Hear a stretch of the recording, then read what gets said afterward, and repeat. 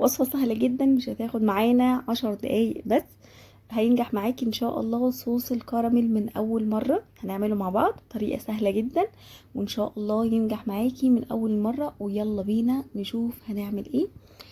اول حاجة عندي كوباية لبن بودرة، كوباية سكر، رشة فانيليا، رشة ملح، معلقتين زبدة.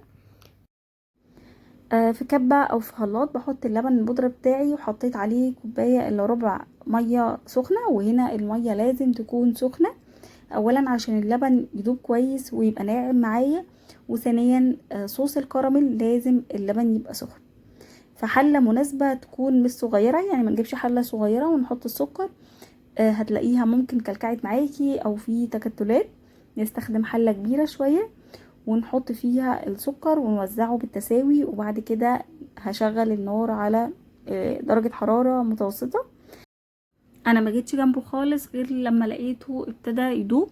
حاولت ان انا ادخل السكر اللي هو مدبش في السكر اللي داب، واحاول ان هو كله يدوب. ولو في اي تكتلات معايا ببتدي ان انا اخفيها خالص وبالراحة كده. بس خلوا بالكو الصوص الكراميل ما يتحرقش منكم. نحاول ان احنا يعني ننجز فيه كده عشان هو لو قعد على النار كتير ممكن يتحرق مننا. ودلوقتي حطيت الزبدة وابتدي بالمضرب ان انا اساعد كده ان هو كله يسيح مع بعضه.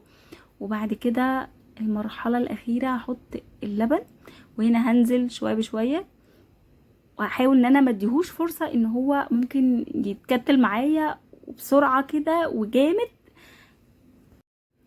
في نفس الوقت جامد، واحنا بنسايسه. يعني لو في اي تكتلات كده كله ما تقلقيش خالص، كله هيدوب. اخر حاجة هحطها الملح والفانيليا وبس كده. طالما كل حاجة دابت انا برفعه من على النار على طول، وابتدي بحطه في علبة او في طبق او في اي حاجة عندك. طبعا القوام اللي انتوا شايفينه ده مش القوام النهائي، ده بيتقل تاني. بس كده بس. اختيار اللبن البودرة بيفرق جدا مع صوص الكراميل، بيبقى غني جدا وطعمه بجد حلو جدا.